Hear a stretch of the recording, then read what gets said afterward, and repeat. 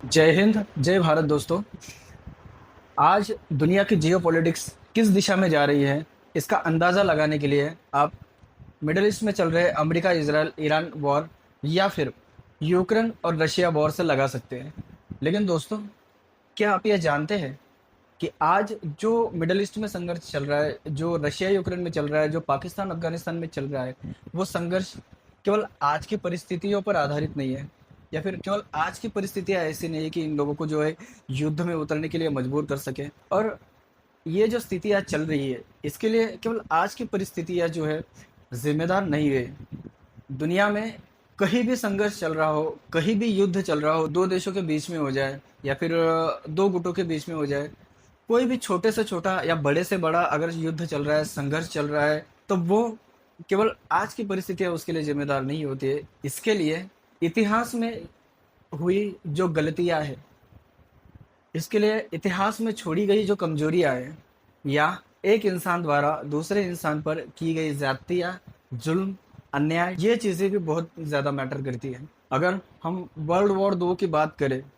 तो world war एक में अगर अलाइज कंट्रीज ने जर्मनी पर ट्रीटी ऑफ वर्साया इतने सख्त तरीके से अगर सौंपी नहीं होती, तो ना हिटलर का उदय हो पाता, ना दुनिया में वर्ल्ड वॉर 2 हो पाता। इसलिए जो गुजरे हुए कल में मानव इतिहास में जो गलतियां हुई है, उनको ना दोहराया जाए, या वही परिस्थितियां आज के दौर में हमें फेस ना करना पड़े, इसलिए हमें इतिहास को पढ़ना, इतिहास को समझना बेहद ज़रूरी हो जाता है, ताकि इतिहास को पढ़कर हम उसकी गलतियों से सबक सीख कर आगे के आने वाले दिनों में या फिर आज के दिनों में हमारी जो ज़िंदगी है वो बेहतर तरीके से जी सकें। इस वजह से हमें इतिहास को पढ़ना और समझना बेहद ज़रूरी हो जाता है। इतिहास में कुछ लोग ऐसे भी हुए जिन्होंने ये जो मानव द्वारा की गई गलतियाँ है, उनको सुधारने में अपना जो है पूरा जीवन खर्च कर दिया, और हमारे सामने एक बेहतर तरीके से ज़िंदगी जीने के लिए सुनहरे सपनों को देखने का एक अवसर हमारे सामने रखा, जिससे आज के समय में और आने वाले समय में बहुत ही अच्छे तरीके से जी सके, और आने वाले पीढ़ियों के लिए एक आदर्श हम रख कर जा सके। दोस्तों, आज हम ऐसे ही लोगों में से एक डॉक्टर भीमराव रामजी अंबेडकर जी, इनके बारे में आज जानेंगे, जो उनके समय के छूआछूत ने उन्हें किस तरीके से परेशान किया, और अपनी जिद, अपने संस्कार और दुनिया का सबसे पावरफुल हथियार जो शिक्षा है, उसके जरिए वो एक व्यक्ति से व्यक्तित्व कैसे बने, उसके बारे में भी हम जानेंगे। और समाज के एक ऐसा वंचित तबके को समाज की मुख्य धारा से जोड़कर आज के विकसित भारत की भारतीय संविधान के रूप में एक मजबूत नींव रखी। हालांकि डॉक्टर बाबा साहब अम्बेडकर जी के पहले भी, क्या उनके समय में भी, समाज की इन इक्वालिटी को खत्म करने के लिए आवाज उठाई। जैसे कि महात्मा फुले हो गए, शाहू महाराज जी हो गए, साउथ के हम रामास्वामी पेरियार की बात कर लें, और इन जैसे कई लोगों ने हमारे भारत में ये जो मानवीय भेदभाव था, इसको खत्म करने के लिए अपने अपने तरीके से समाज में योगदान दिया, और नीचे से नीचे पायदान पे खड़े लोगों को ऊपर उठाने का उन लोगों ने काम किया। और डॉक्टर बाबा साहब अम्बेडकर जी ने समाज में जो बदलाव किए, और हमारे देश के लिए संविधान के रूप में एक ऐसा राष्ट्रीय ग्रंथ दिया, जिससे हमारे देश के लोगों की सोचने का तरीका जो है वो पूरी तरीके से बदल गया। जब आज़ादी मिली, उस टाइम से पहले का भारत और उसके बाद का भारत की अगर बात की जाए, तो इन दोनों में कंपैरिजन अगर करोगे, तो भारतीय संविधान के भारत में लागू होने के बाद में और समाज के हर तरीके के जो तबका है, उनको इक्वालिटी में जो समांतर रूप से जो संधि दी गई, जो चांस दिया गया, उसमें आप आर्मी की बात कर ले, आप बिजनेस की बात कर ले, आप राजनीति की बात कर ले, आप मजदूरी की बात कर ले, हर तरीके के जो क्षेत्र है, हर क्षेत्र में हर तबके को समान रूप से जिस टाइम पे संधि मिलने लगी, तब से लेकर के भारत ने अपने समय के जो आज का समय है, नई नई ऊंचाइयों को छूना प्रारंभ कर दिया। और आज जो है भगवान बुद्ध हो गए, जिन्होंने स्वतंत्रता, समता और बंधुता की नींव रखी उनके जमाने में। के बाद में ऐसे कई लोग आए, अब महात्मा गांधी की बात कर लीजिए, सुभाष चंद्र बोस की बात कर लीजिए, शहीद आजम भगत सिंह है, सुखदेव जी है, राजगुरु जी है, और इनके जैसे कई लोग, कई क्रांतिकारी थे, कई समाज सुधारक थे। उन लोगों ने जो एक गुलामी से निकाल राज की तरफ जो है उन्होंने बढ़ने का अवसर दिया, और इतने आज़ाद तरीके से हम बोल सकते हैं आज हम अपने पैसों पे गुरूर कर सकते हैं या फिर हम अपनी ताकत पे गुरूर कर सकते हैं, ये उन्हीं लोगों की बदौलत है। आज हमारे पास कुछ नहीं है, ये उन लोगों का दिया हुआ है सब। चाहे आप दिन रात करके मेहनत कर लो, लेकिन ये मेहनत का हक भी उन्हीं लोगों ने दिया है। दोस्तों, बात अगर कर लिए हम डॉक्टर बाबा साहब अम्बेडकर जी की, इनका संकल्प था, इससे हमें एक बात सीखने को मिलती है कि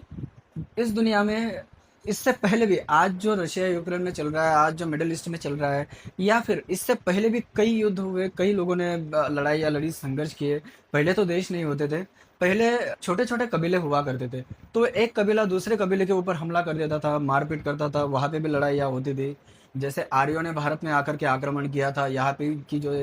लोगों पर ऊपर राज किया था। तो दोस्तों, इससे हमें एक सीखने को मिलता है, इससे हमें एक चीज दिखती है कि दुनिया में कोई भी लड़ाई हो, कोई भी संघर्ष हो, वो सिर्फ दो चीजें हैं उनके ऊपर लड़ी जाती है। एक तरफ वो लोग होते हैं दूसरे के ऊपर अपना अधिकार स्थापित करना चाहता है, अपना वर्चस्व स्थापित करना चाहता है, अपना अपनी जो है सत्ता स्थापित करना चाहता है। और दूसरी तरफ वो लोग होते हैं जो अपना हक, अपना अधिकार और अपना अस्तित्व बचाने के लिए जो एक दूसरी तरफ के लोग हैं जो लड़ते हैं। दोस्तों, दुनिया में लड़ाइयाँ जो भी होती है, कारण कोई भी हो, लड़ाई शुरू होने का कारण कोई भी हो, जो सबसे बड़ा कारण होता है, जो सबसे बड़ा उनको अचीव करना होता है, वो दो ही चीज़ें होती है। आज अमेरिका की स्थिति देख लीजिए, अमेरिका यही चाहता है कि जो मिडल ईस्ट में जो उसका वर्चस्व बना रहे, पूरी दुनिया में बना रहे, और रशिया जो सुपर पावर है उसके खिलाफ वो इसलिए रहता है कि रशिया मेरे अंडर में काम करे और मैं पूरी दुनिया का चौधरी बन जाऊँ। और दूसरी तरफ वो लोग हैं, ईरान की अगर बात कर ले आप, ईरान के साथ के जो लोग की बात कर ले, वो यही सोच के साथ उतरते हैं कि भाई हमें अपना अस्तित्व बचाना है, अपना हक बचाना है, अपना अधिकार बचाना है। तो आज के समय में भी वही चल रहा है, उस समय भी वही चल रहा था। और जब इंसानी सभ्यता बनी, उसके बाद में जो एक दूसरे के ऊपर कबीले में संघर्ष होने लगा, उस टाइम पे भी वही चल रहा था। और अपने इन्हीं अधिकारों के कारण डॉक्टर बाबा साहब अम्बेडकर जी ने अपना सारा जीवन समानता के लिए, मानवता के लिए छेड़े गए इस संघर्ष में अपना पूरा जीवन जो है वो इसमें झोंक दिया। और हजारों सालों से जो दबाए गए थे, जो वंचित रखे गए थे, उन लोगों को समाज की मुख्य धारा में लाने के लिए वो लड़े ही। लेकिन जो मुख्य धारा में अभी भी बने हुए, उन लोगों के ऊपर भी अन्याय ना हो, इसका भी उन्होंने बराबर से ख्याल रखा। और भारतीय संविधान के अंतर्गत समाज के हर तबके को, चाहे वो छोटा हो, बड़ा हो, उससे बड़ा हो या फिर सबसे बड़ा हो, हर तबके को एक समान रूप से अधिकार देकर सही मायनों में इस देश में समानता स्थापित की, मानवता स्थापित की। हम अगर